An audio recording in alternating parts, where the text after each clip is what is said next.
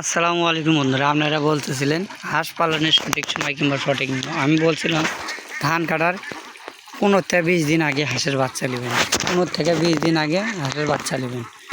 আপনারা যদি 15 থেকে 20 দিন আগে হাঁসের বাচ্চা নেন, তাহলে হাঁসের বাচ্চাগুলো নিয়ম হলে করে 1 মাস আগে লয়। 1 মাস আগে নিলে এরকম পরিপূর্ণ হয়ে যাবে। পরিপূর্ণ হলে আপনারা চড়াতে নিয়ে এসে খাওয়াইতে পারেন।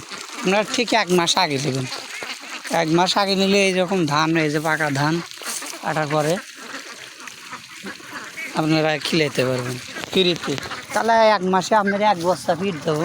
1 বস্তা ফিট যদি যায়, ওই দিক দাও, ওই দিক দাও, 1 বস্তা যদি ফিট যায়, তাহলে আপনার এই টাইমে বাচ্চার বাজার হলাকার ধরেন আপনি 4,000 টাকা ধরেন, 4,000 আর হলাকার 1 বস্তা ফিটের দাম 3200। তাহলে আপনি 4,000, 5,000, 6,000, 7,200, 7,200 আর ওষুধপাতি দেখা হয়ে যাবে যে ওই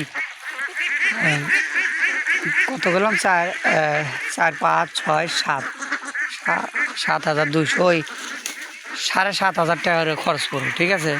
হ্যাঁ হ্যাঁ হ্যাঁ হ্যাঁ হ্যাঁ হ্যাঁ হ্যাঁ 7,500 টাকা দিলে আপনি খরচ পড়ে।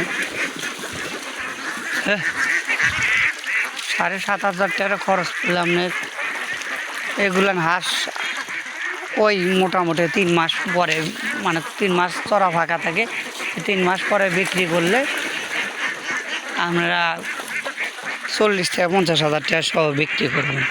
সেমন পরিপূর্ণ হলো সেই আগের থাকলে এলাকার আপনার আগের এলাকার আগের এলাকার 1 মাস আর 4,000 3 মাস, এই 4 মাসের মধ্যে আপনি 1-2 করে ডিম চলে আসবো, মানে প্রাপ্ত বয়স হবো।